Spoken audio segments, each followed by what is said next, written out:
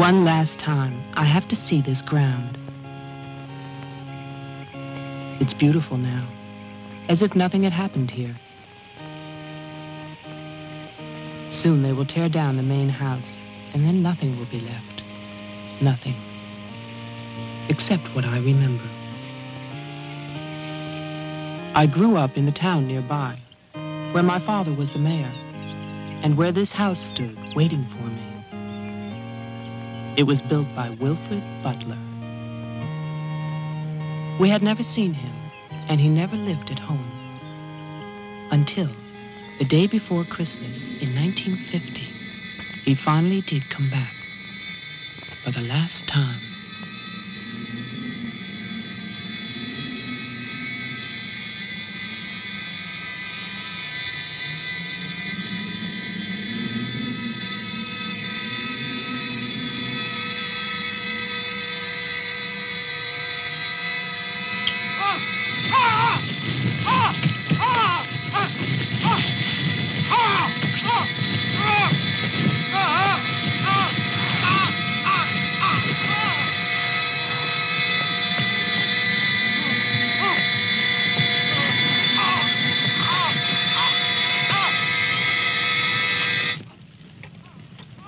All of us believed that his death was an accident. No one knew that another person had come to Butler House that Christmas.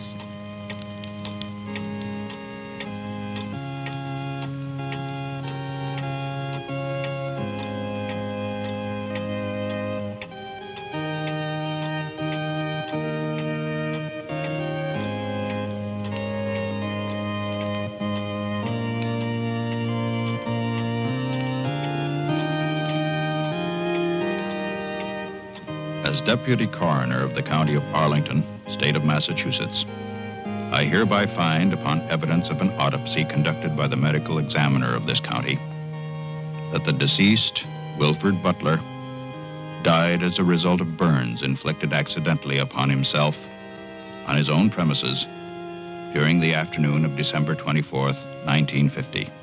No further inquiry shall be held over the body of the deceased, and this inquest is officially closed. All is calm, all is bright, round yon Virgin Mother and Child.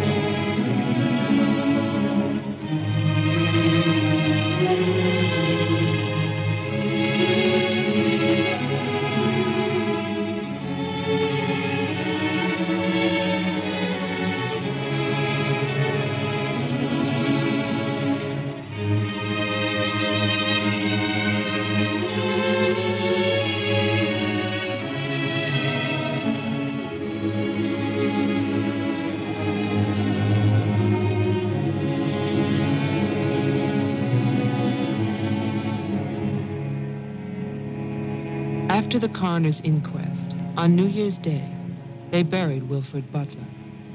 There was no one there to mourn him. It was the funeral of a stranger.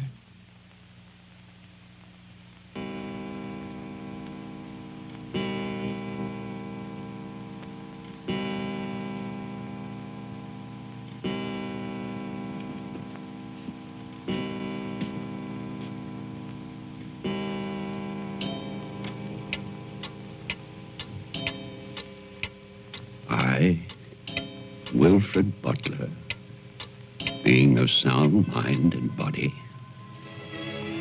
at least what the world considers sound, do hereby leave my house and its grounds and all personal effects within that house to my only surviving relation, my grandson, Geoffrey Butler. And I solemnly charge him with one duty. Let him leave the house as I left it, standing untouched to remind the world of its inhumanity and cruelty.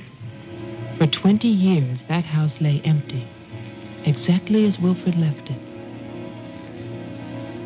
And then, last year, rumors began that it was finally being sold. The newspaper story traveled through the county to a state hospital for the criminally insane.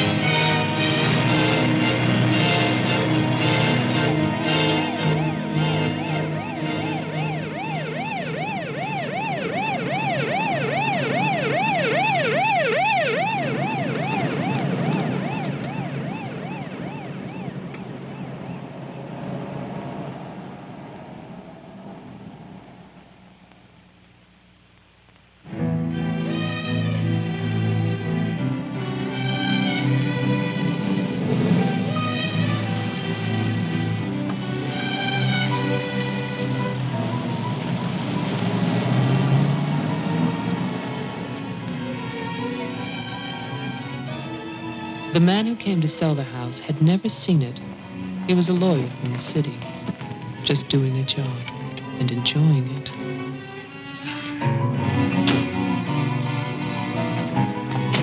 Stop! And look serious, please. Oh, you're hopeless. Oh, look! Hey, wait, where you going now? The mayor's gonna have a fit, kid. One more shot. Come on. Stay there. I want one together. And smile.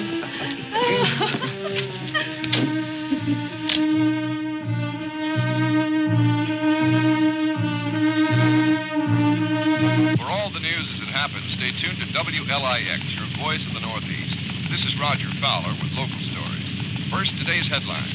A warehouse fire still rages in Elizabeth. Police suspect arson.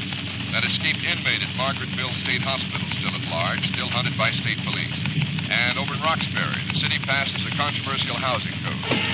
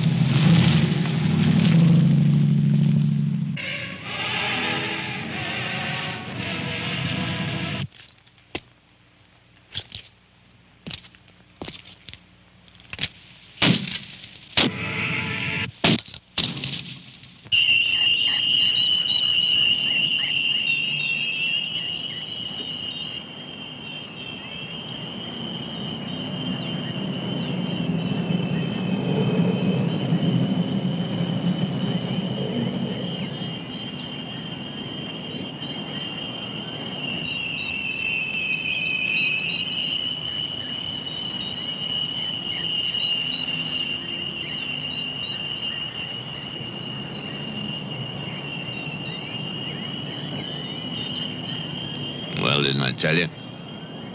It's beautiful. Can we see the rest of it? Honey, that was it. I think the mayor's waiting for me. My love is such an important man. Right. Laura always says that. Darling, What? Don't be long.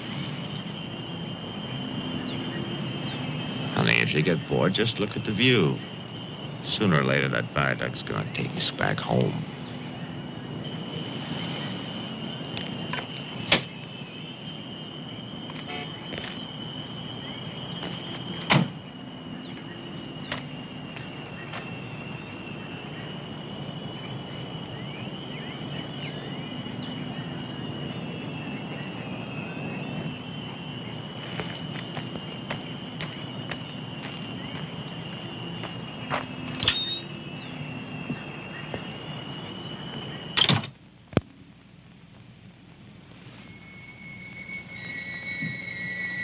Mr. Carter.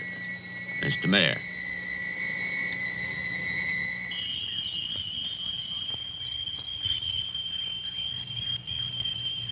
Let me introduce you. This is Charlie Toman, who publishes our weekly newspaper, The Patriot. Mr. Tolman? And this is Tess Howard. How do you do? She operates our switchboard. Oh, really? We call her the communications director. And this is Bill Mason, Mason? our sheriff.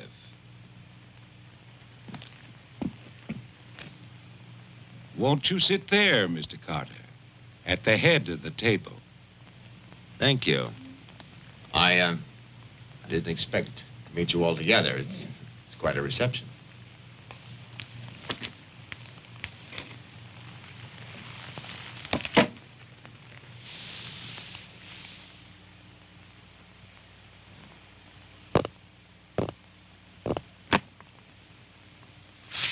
All right, let's begin. As you know, I've been retained by Jeffrey Butler. The matter concerns the house that he inherited from his grandfather, Wilfred Butler. Go on, Mr. Carter. I believe that you offered to buy the house for my client. Offered.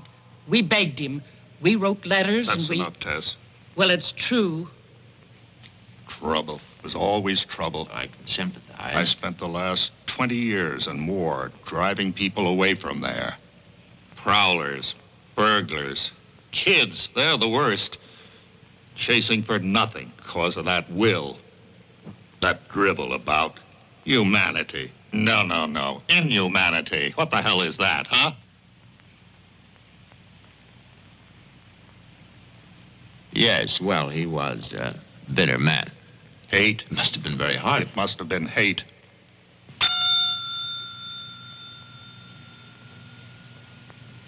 That man hated. Well, some people are like that.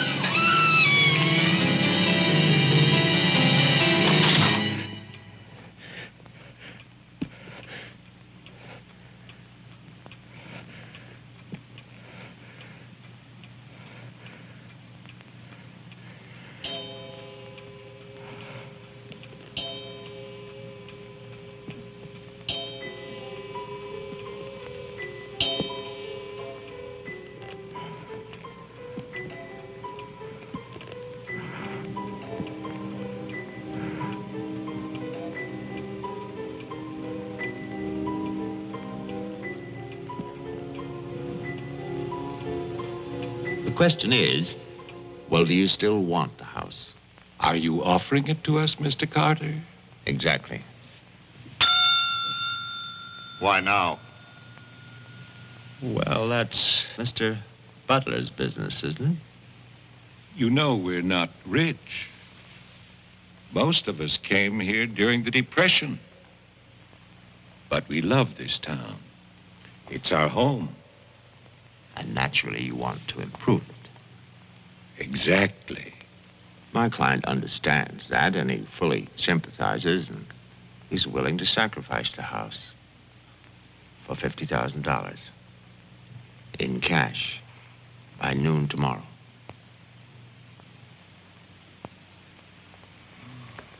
That's an awful lot of cash. It's also an awfully good bargain. You could go to Wilton. You could go now to the bank. Am I clearly understood? All that cash. Perfect. I'll wait for your answer till tomorrow. You're spending the night here? Yes, May I ask where? at the Butler House. We could put you up at the motel as our guest. No, the house is fine. The Paradise Motel. That's very kind of you, but I'm meeting Mr. Butler about some personal items. You'll want a phone. I can reconnect the line. Don't trouble, please. No trouble. You need a phone. Don't want to be stuck out there.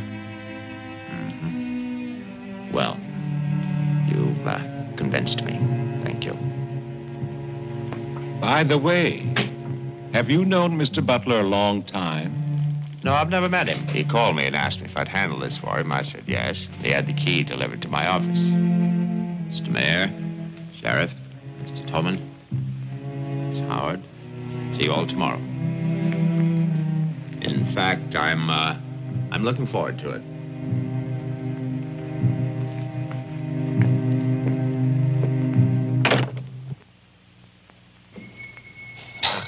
Slick, really slick.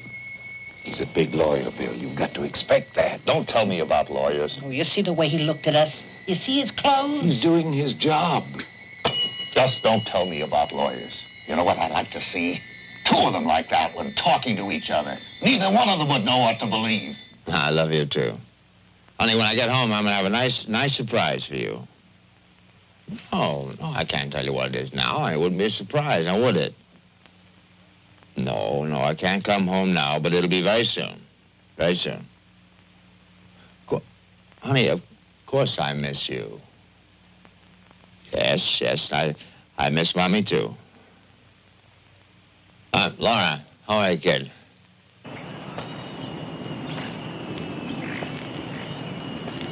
So I'll call tomorrow. No, I want to call. I want to talk to Jenny. Yeah, well, as a matter of fact, I'm having a fine time. Well, same to you, darling. What do you mean, hostile?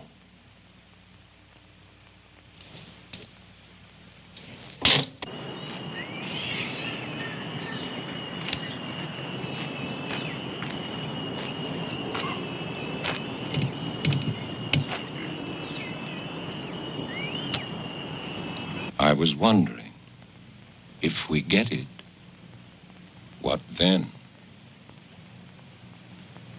Tear it down. Okay. I'd better get going. Do me a favor, Tess. Call Diane, tell her I'm to Wilton, and I'll be back late.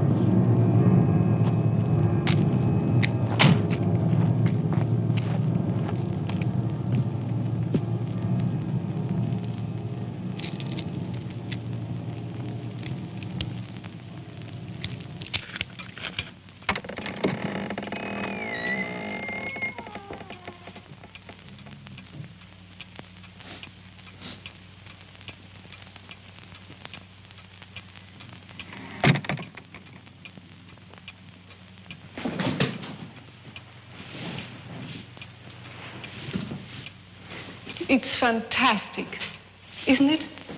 Yeah. Butler wasn't kidding. Nobody's lived here for years. That would be such a waste. It's his grandfather's monument. You know, There's a caretaker who keeps this place just the way he left it. What kind of monument is this? Well, that's the trouble. Nobody remembers anymore. That's what usually happens in America. I remember this. And he walks with me, and he talks with me, and he tells me I'm his own. And he walks with me, and he talks with me, and he tells me I am his own, and the joy he shares as we tarry there. You're not serious. I used to hear that at funerals. At funerals? Yes. When I was a kid in Chipley, Georgia. There was also a Chipley, Florida. But they have both been subsequently eradicated from the map. None other has ever known.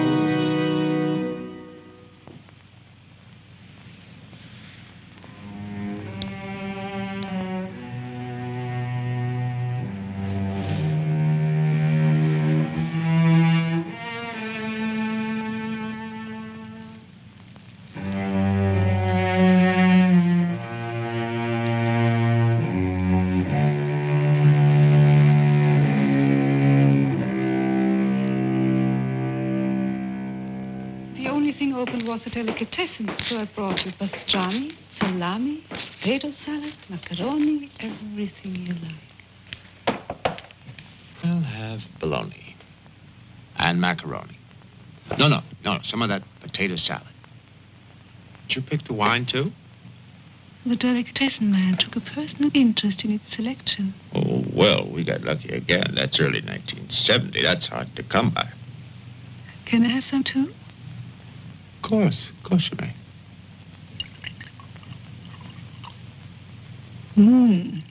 Thank you.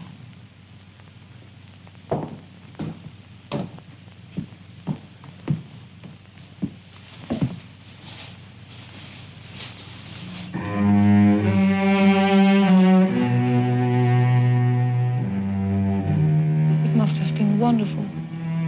What? The people who lived here. They must have had a wonderful life. Well, I hope they did.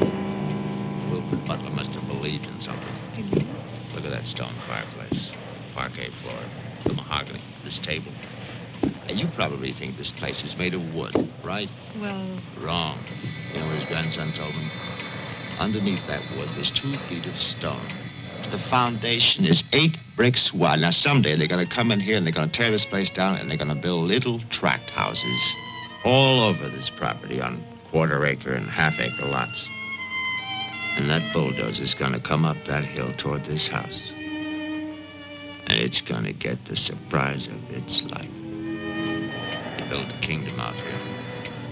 Only nobody's left. No? Butler has a grandson. No. He's probably like the rest of us, wants money. You know, he's asking $50,000 cash for this place, and if he only wait, he can get at least $250,000. But he won't take his time. So he'll get screwed.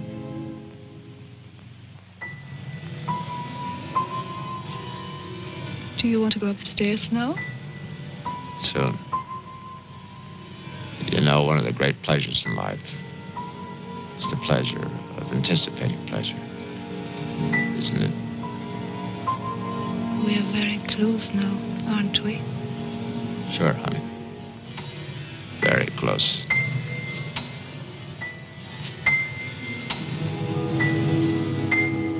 I don't see any beds yet. Well, keep looking, honey. Butler said the place was furnished.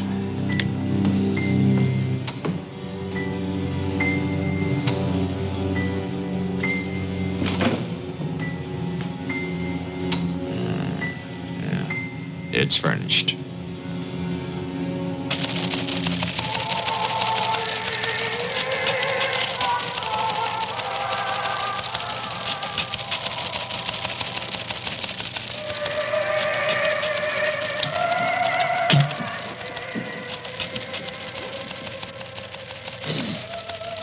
anything, do we? No, sir. But look at this. More football, huh? Look how they smeared that quarterback. Look at his arm. Got no time now. Otis. How about that telephone up at the Butler house? Is it working? Well, try it now. I'll wait.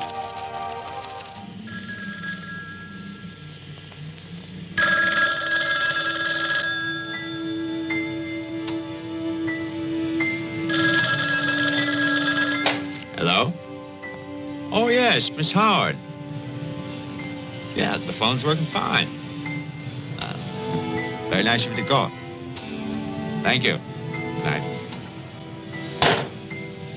Honey, I'm going down to the car to get some cigarettes. Be back in a minute. Okay. Don't get lonely. No, no.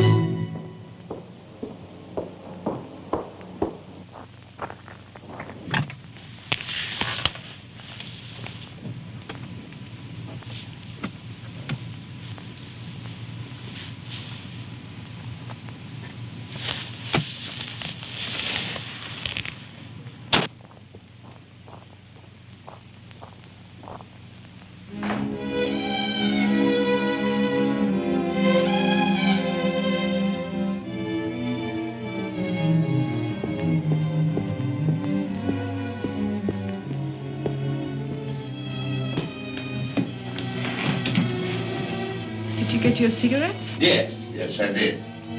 May I have one? Sure.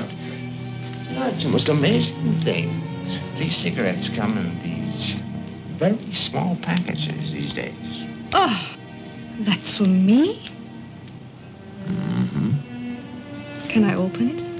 Oh, no. Our Christmas is day after tomorrow. Is that an order? Yes, ma'am, that's an order.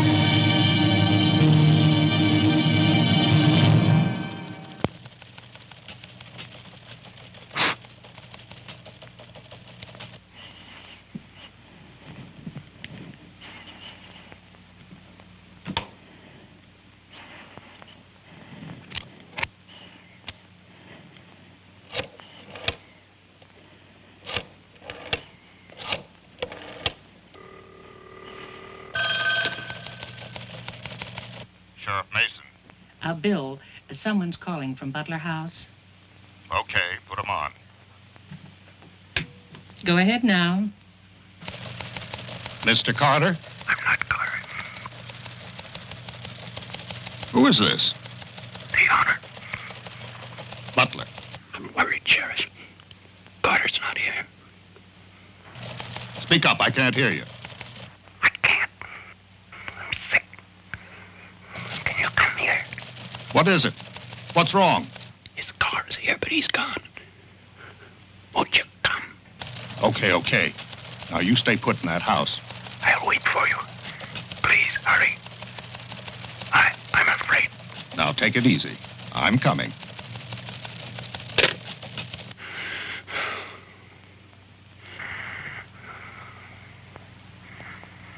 Mr. Butler, are you done? Tess, I have come back. What's that?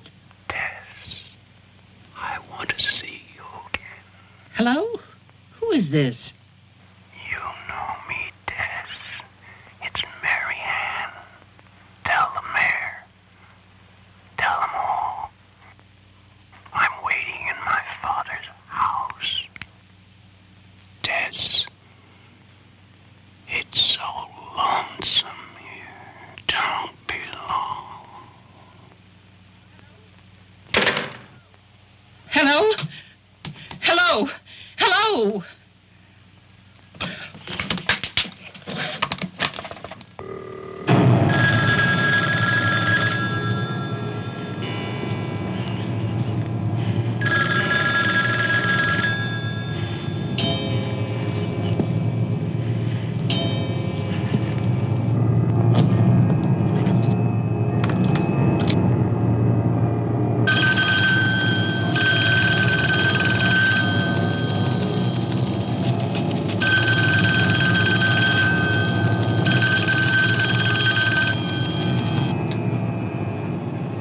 Oh, my God, where is everybody?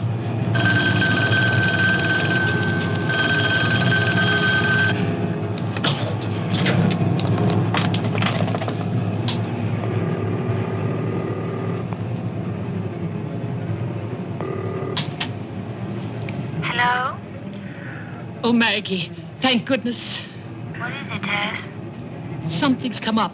Something urgent. Can you start early? Oh, honey, I'm watching TV. Maggie Daly, you get yourself over here. What is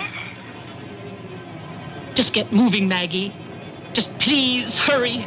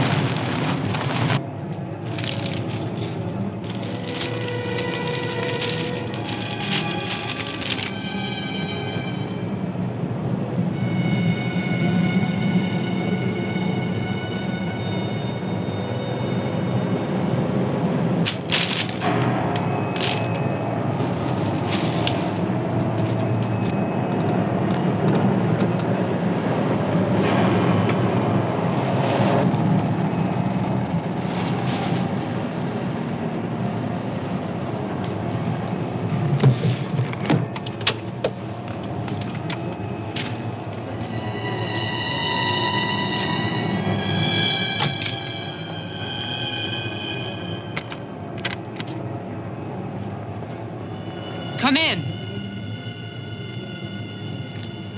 It's open. Okay, mister, that's far enough. What do you want here? Mayor, Try again. My father's not home. And don't move. you want me to put my hands up? No. Just stay there. What are you staring at? I seem to remember you from the road. That's why I'm holding a gun. You scare me. Well, that makes sense. Thanks. Does everybody carry one here? You can ask the sheriff when he gets here. I'll call him. I'm sorry to disappoint you, but the sheriff's office is empty. How do you know? I was just there. Who are you? Jeffrey Butler. Oh, you're the one who's selling the house. Yes. Have you any ID? Come on. Don't laugh at me. I want your ID. Some maniac escaped from Margaretville.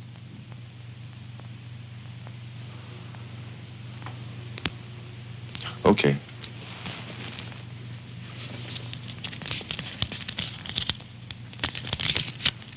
Put it on the table.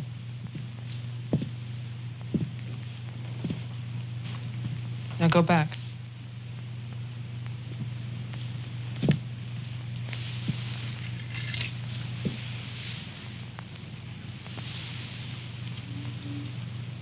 California license. Lucky you. Would you like to see my maniac card from the asylum? They give you one when you escape.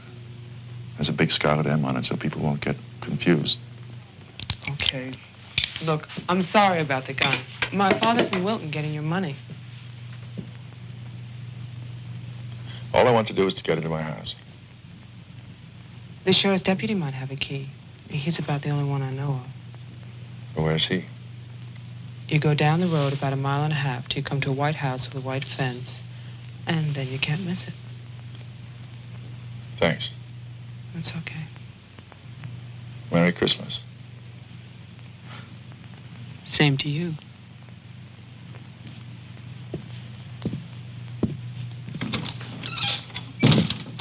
If I don't call back in an hour... What? Call the mayor or Mr. Tone and nobody else. Promise me you'll do that. Well, sure. Mark it down, honey, so you'll have it. Sheriff to 301. I'm heading west on Route 5 to Butler House. You'll hear from me.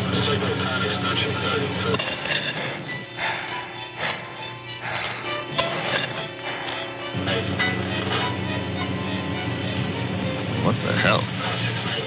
What's that light out there?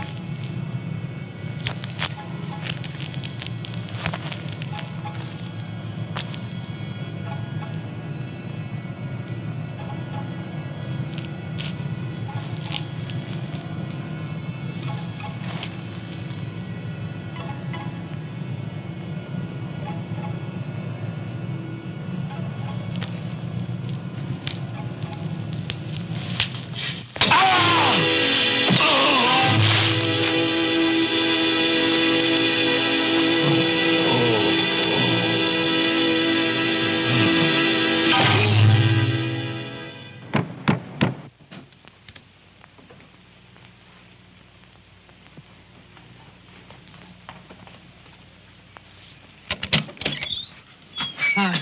Hi. Did you find the deputy? No, I wasn't there. Oh. I was thinking, isn't your lawyer supposed to be at the house? The door was locked. His car was there, so I borrowed it. You mean you stole a car? Yeah.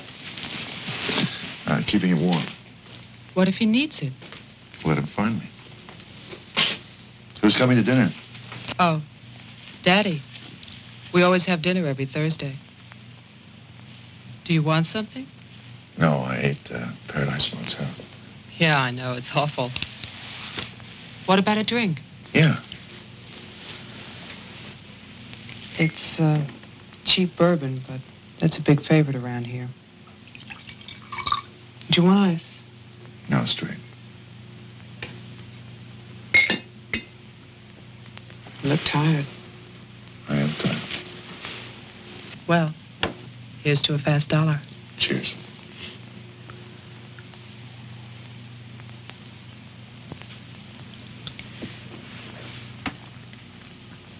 Why did you decide to sell the house? Needed the cash. After all these years? I need it now. Huh. What's it like on the inside? You know, I've never seen the inside. When I was a child, my father told me to stay away from it, or something terrible might happen. Sort of like a haunted house. I haven't seen it either. You're going to sell it and you've never seen it? Yeah. I don't know. It's too bad. It's about the only place to see around here. Oh, I forgot. Someone keeps calling with a message for my father. She says that she's waiting at your house, in the reception room.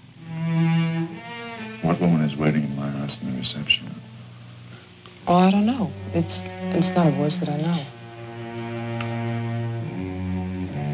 I better go out there. Can I come too? What for? I'm pushy. I suppose you'll be going back to California soon. California? You said you lived there, remember? No, I'll be traveling. Jeff, look. It's the sheriff's car.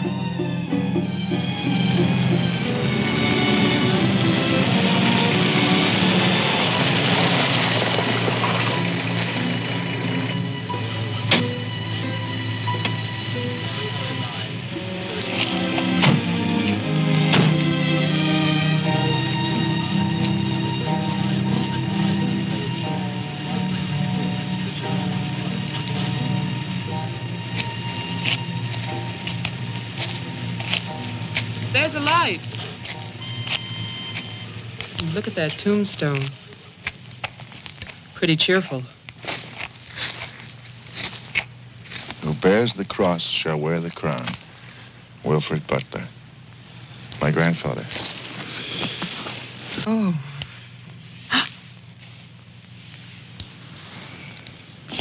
Someone left their sunglasses in the snow. They're the sheriff's. My lawyer's missing. So is the sheriff. You get strange phone calls. And now someone's fascinated by my grandfather's grave.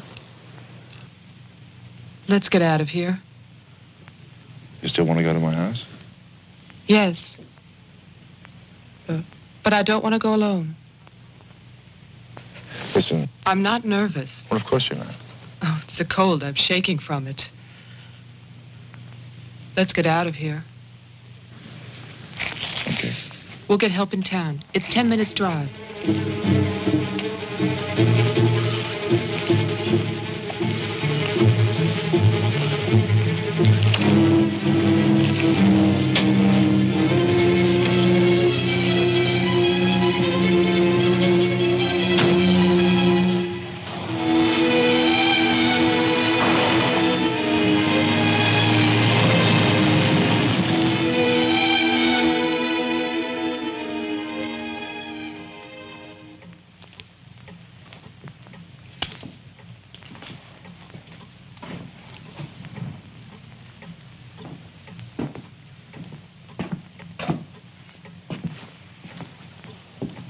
Good night, Mr. Toman.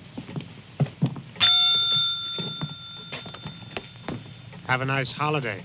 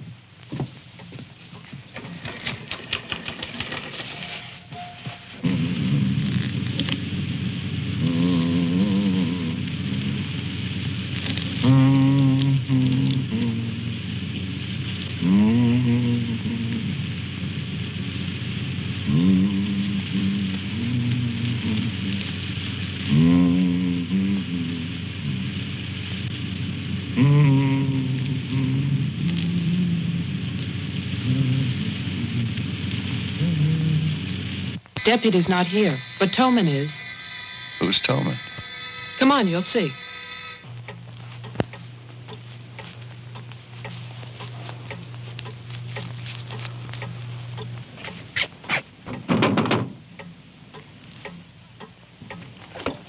Mr. Toman, wait. No, please, I have to talk to you. I'm sorry. This is Jeffrey Butler. He's the one who's selling the house. He can't get inside the place. And my father's gone to Wilton. So we wondered...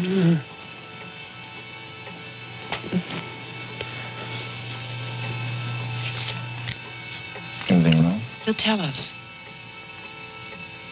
Tess has gone to his house. Why would she go there? I don't know.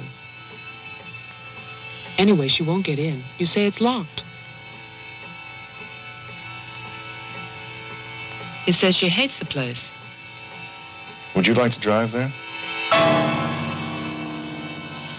Diana could stay here, lock herself in. I need a key.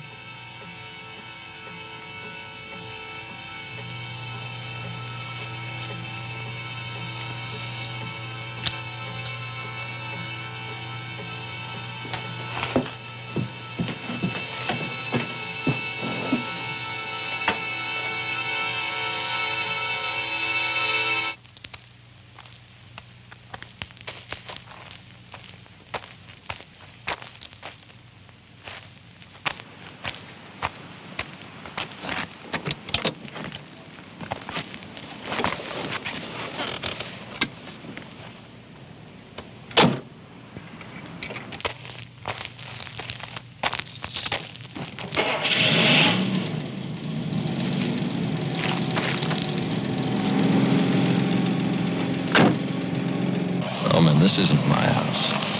It's Tess's.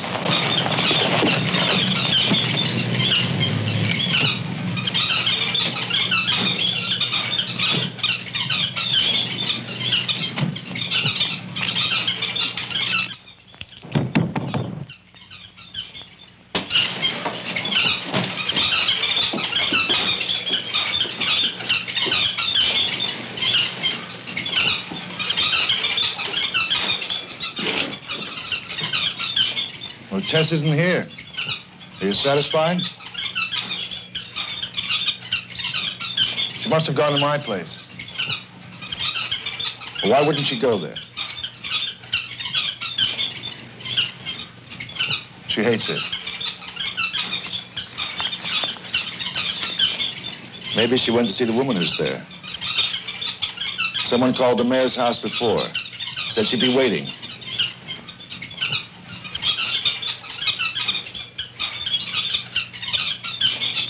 What is it?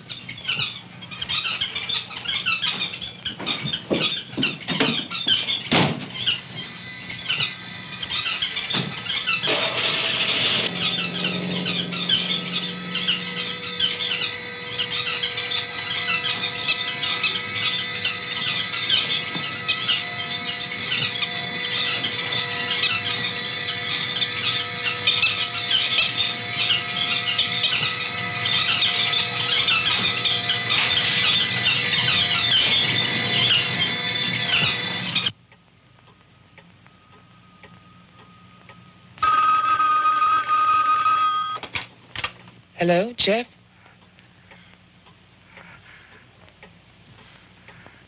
Hello? Is anybody there? Who is this?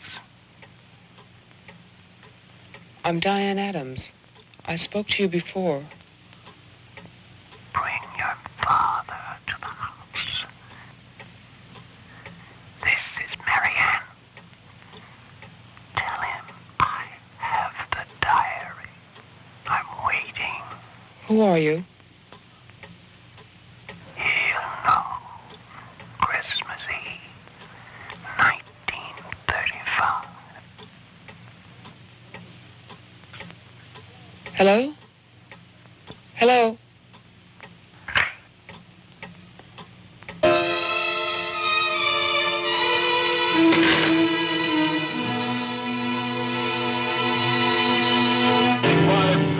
704, signal 10, 704, C Charlie. 704, signal 10, 704, C Charlie.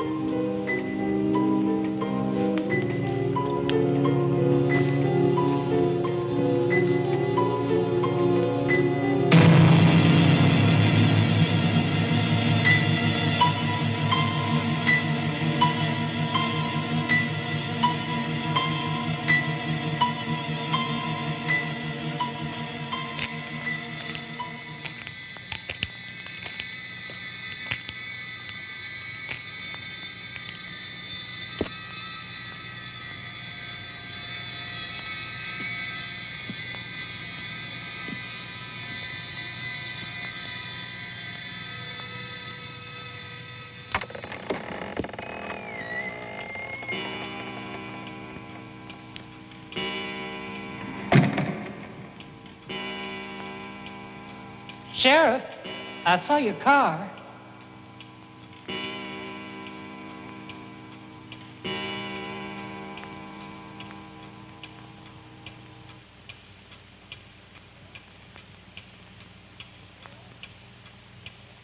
Bill? Is that you?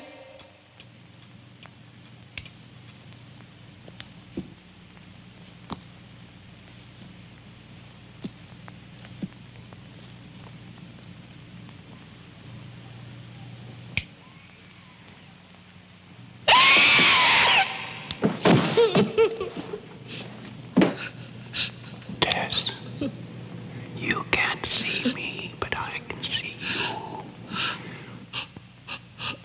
Oh, yes, I remember that face. You're older now, and fatter, but still Tess. And you're frightened, aren't you? Don't be afraid. I want to help you. Take my hand. Take it, Tess.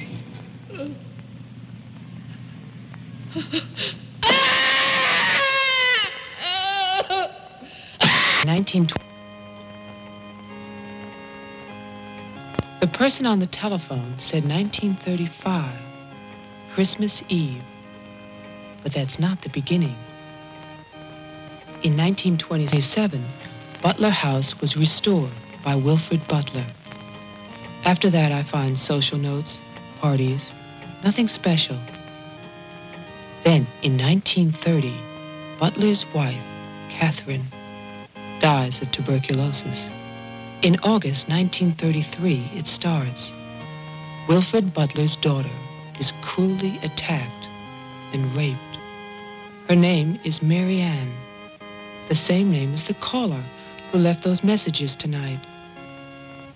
She's 15 then. On May 2nd, 1934, Mary Ann Butler gives birth to a son, Jeffrey Butler. Jeff. Early in 1935, Butler House is turned over to a Dr. Robinson as an asylum for mental patients. And then Butler goes on to say that he has committed his own daughter. Mary Ann will live at the asylum. There's no end to this story. It's been carefully cut out of all the papers. Why would Toman do that?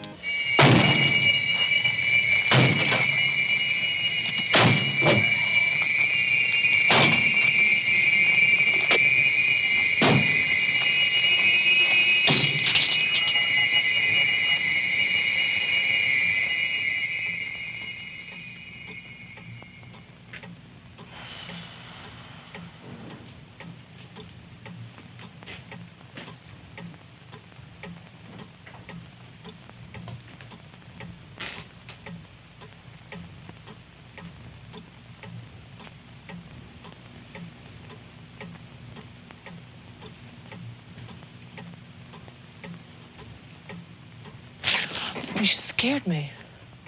Oh, what happened? What happened is, Tess has 40 bird cages. Tolman is hysterical. Everybody's at my house but me.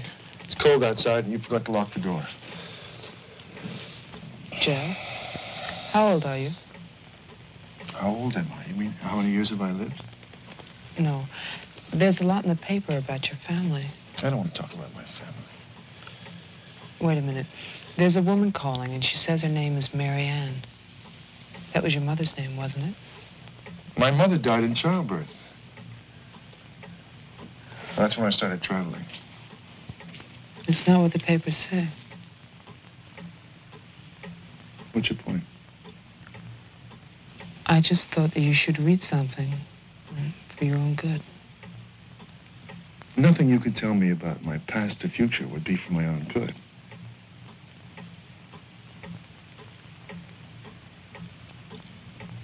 Where is the paper?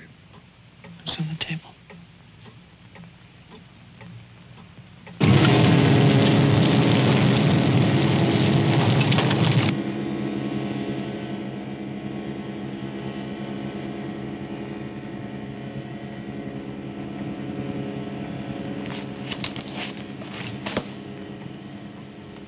It's so stupid to lie.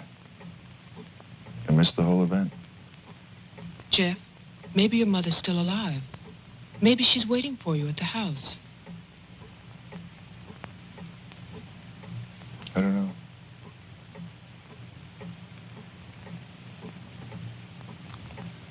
Come on. No more side trips. Let's go out there.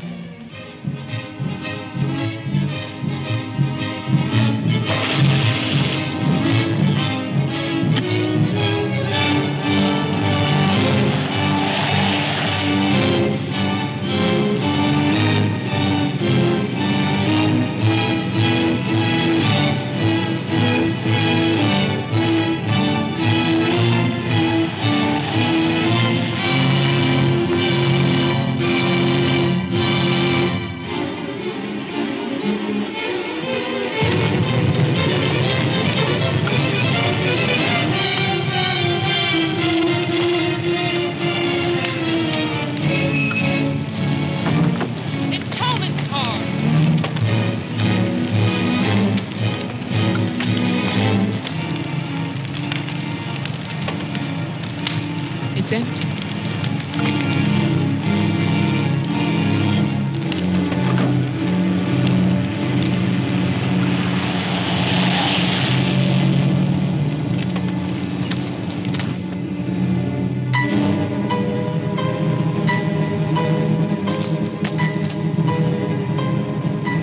Jeff, look!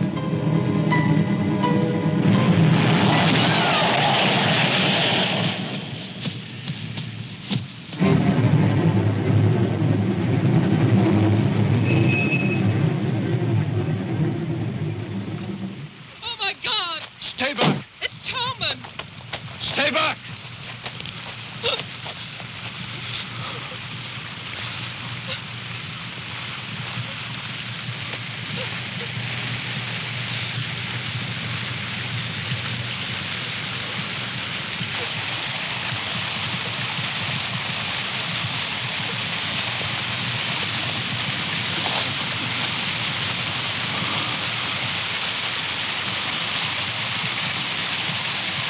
She's dead.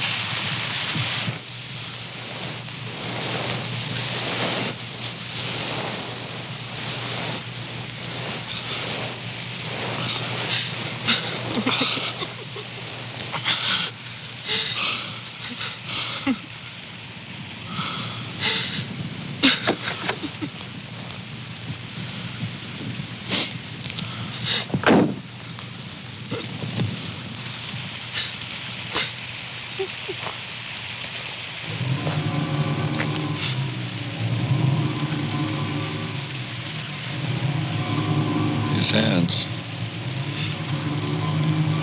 Somebody cut off his hands. You killed him. You killed Tolman. He's asking for help. You killed him. Get in the car.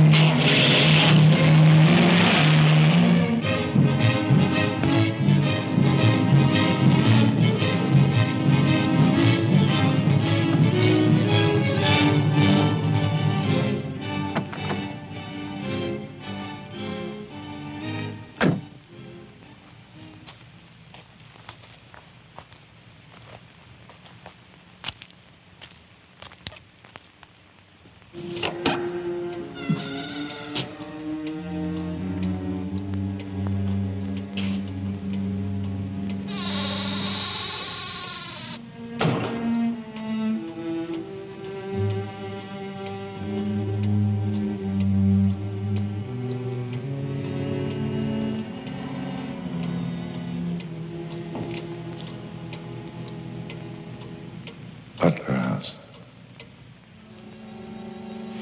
The keys. He took them.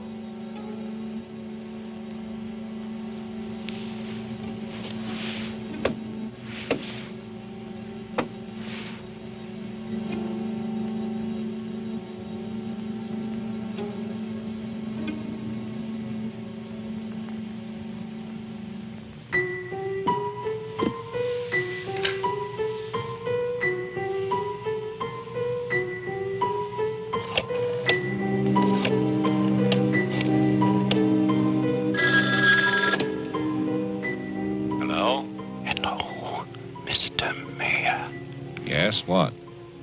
This is Marianne Butler. I'm calling from my house. Won't you come over here, Mr. Mayor? We're having a reunion. Everyone's here, even your daughter.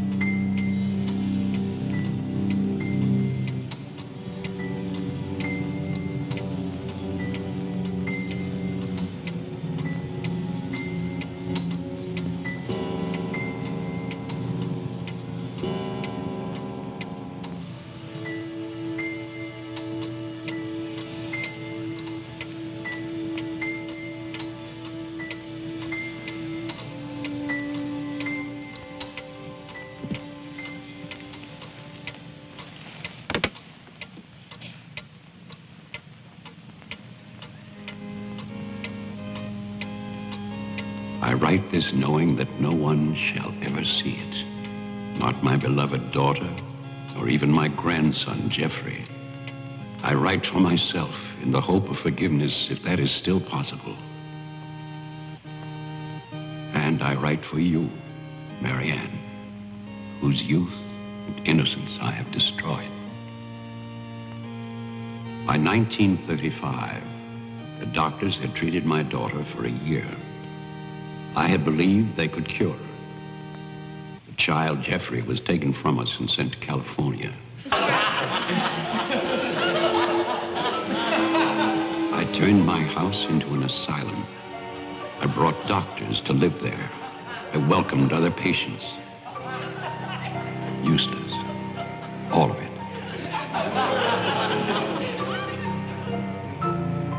I remembered what she had been. There was never a lovelier, happier child.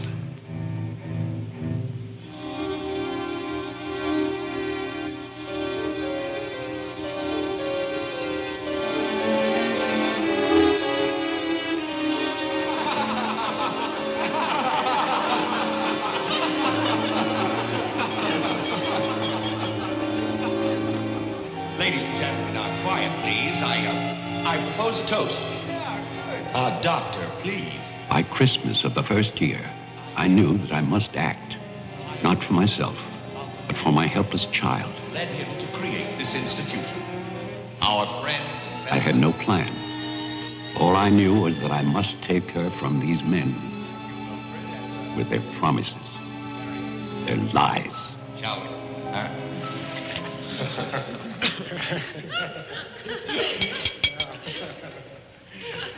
For he's a jolly good fellow, for he's a jolly good fellow, for he's a jolly good fellow, which nobody can deny, which nobody can deny, which nobody can deny, for he's a jolly good fellow, which nobody can deny. I knew that they would gorge themselves into a stupor that afternoon. It was their celebration. I expected no less. Since they had come into my house, they had acted as if they owned it. They had behaved like poor relations, half guilty, but finally unable to control their appetites.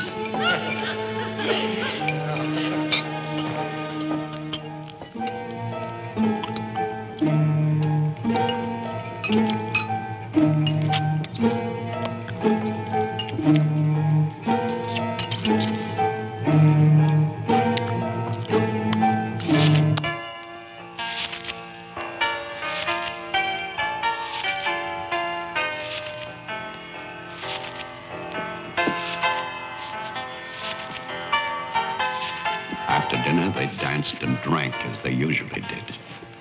All the time, Robinson would smile and reassure me.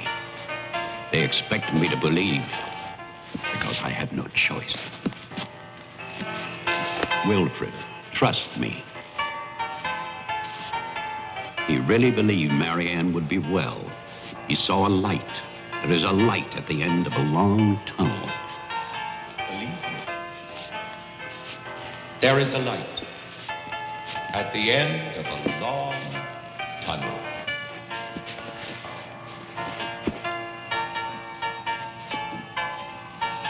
Stay here, Doctor. I'll get more champagne. He was ready. I knew it. Drunk and fat and full of his own importance. I left then.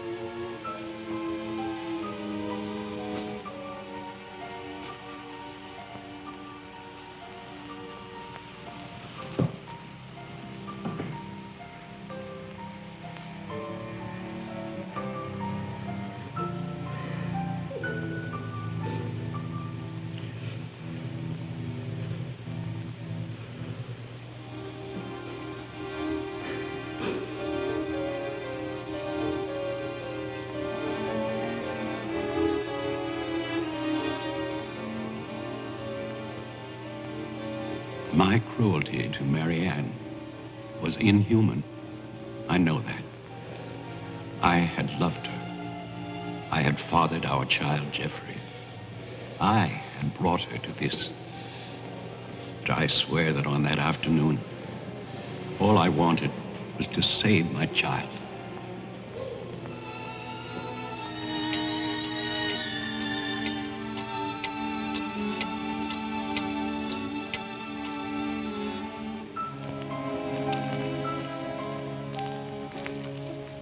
My hope was to get her away from that house.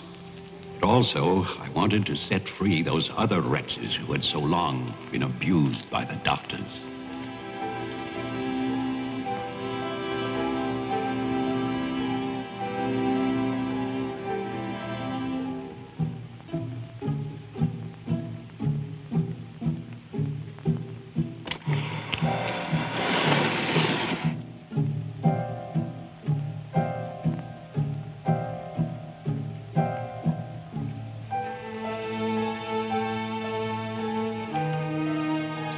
I knew what they might do if these inmates were freed. And this is my guilt. I knew, and still, I freed them.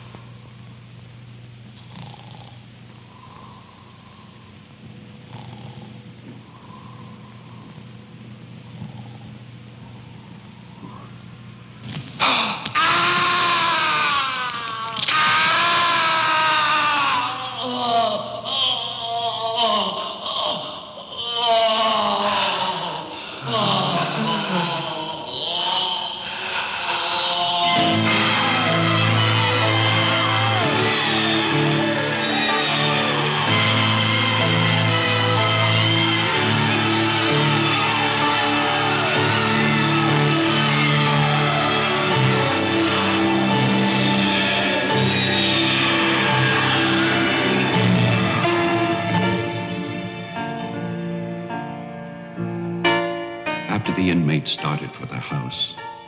I went to get our car to take Marianne away. I do not know exactly when she slipped away from me. I assume that when they saw her in the dining room, the inmates believed her to be part of that household which they hated. And so, they killed her. Later, there was a celebration. And then most of the inmates fled. I don't know where. But I shall never forget what they did to my child. Since that Christmas, I have lived in prisons and asylums. Lived anonymously, as an animal. I have wandered in bitterness until all seasons have become as one. And that is a season of vengeance.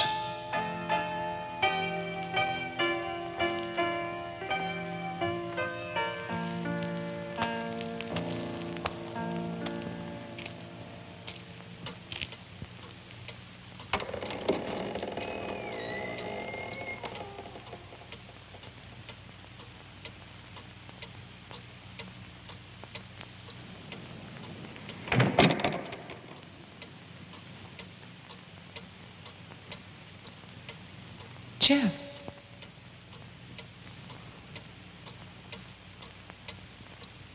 Jeff? Wilfred Butler is still alive. This is still his house. Your grandfather died in 1950.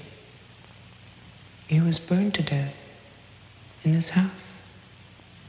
My grandfather poured gasoline over a squatter he found here. The town wanted to believe he was dead. They still do.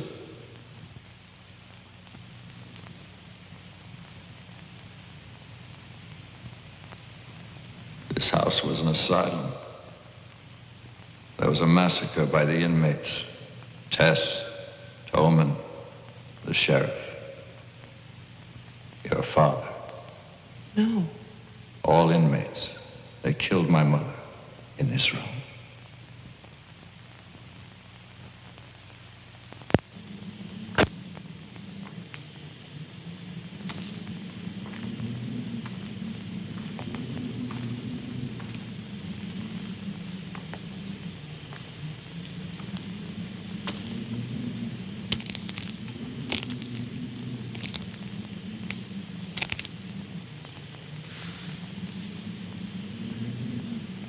Who's that? Who's there?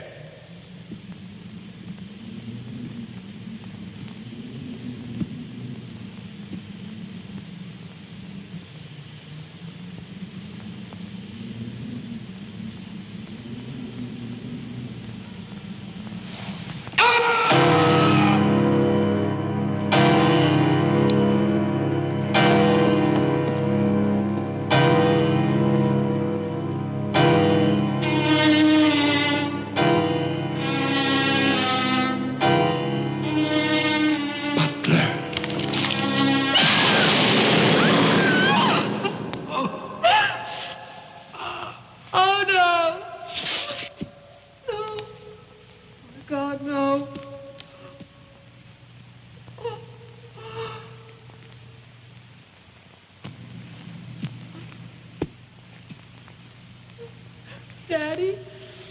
Daddy?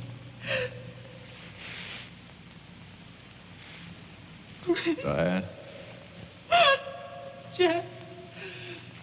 Jeff? No. No. Jeff, why? Why? Sorry.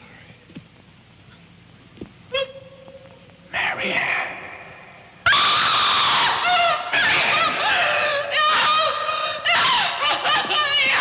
Don't run away. Don't. I'm your father. Don't be afraid. I won't hurt you. Please. It's all right. I won't hurt you. I need you.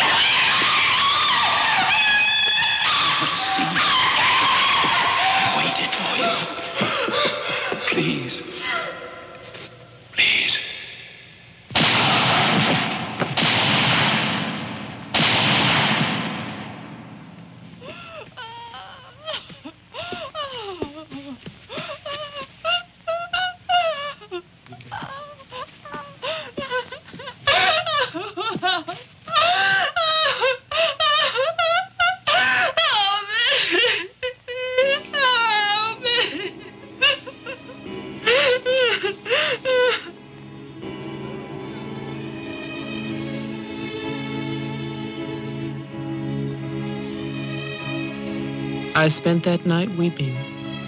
By morning, there were no more tears.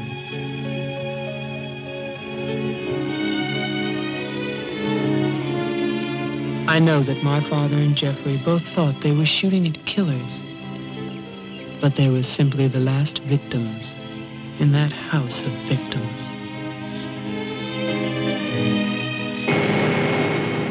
And now, a year later, they will tear down Wilfred Butler's monument. But they can never destroy my memories of what happened here.